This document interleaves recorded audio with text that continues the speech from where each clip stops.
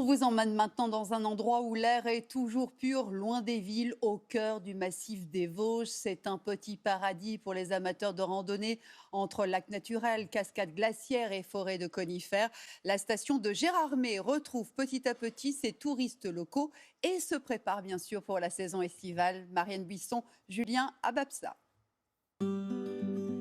Entre montagnes et lacs, le massif des Vosges et ses paysages grandioses pourraient bien devenir la destination rêvée de cet été. Pour l'instant, la station de Gérardmer attire seulement des touristes qui habitent à moins de 100 km, comme ce couple d'Alsaciens. Ils ont loué un gîte à la dernière minute.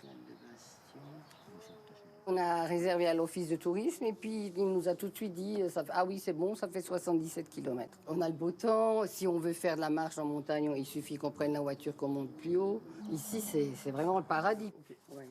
Cet après-midi, ce sera balade en VTT. Comme eux, beaucoup de gens de la région profitent du déconfinement pour jouer les touristes sur les bords du lac. On prend plaisir dans nos Vosges. Tant qu'il fait beau, on est bien ici. Dès demain, aux joies de la baignade s'ajouteront celles de la navigation. Fabien Chaugenqui est en train de remettre ses embarcations à l'eau, de quoi lui redonner le sourire. Notre activité, elle va pouvoir repartir. On a quand même 1 mois et demi de retard. Donc ça va faire du bien déjà pour le tourisme et financièrement aussi ça va faire du bien. Il est le premier loueur de bateaux à rouvrir et reste optimiste pour la saison touristique. On a quand même beaucoup de personnes des alentours des 100 km à l'heure d'aujourd'hui qui se déplacent jusque Gérardmer. Est-ce qu'ils vont venir cet été? C'est ça la question, non? Oui, je pense. Ils pourront pas partir à l'étranger, donc ils seront bien obligés de voir ce qu'il y a en France, sachant qu'on a quand même une belle région. Pour en découvrir toute la beauté, il faut suivre la route des crêtes qui nous mène jusqu'au sommet des Vosges. Pierre Mangin nous a donné rendez-vous au petit matin. Depuis 12 ans, il accompagne des touristes en randonnée dans ces massifs qu'il connaît par cœur.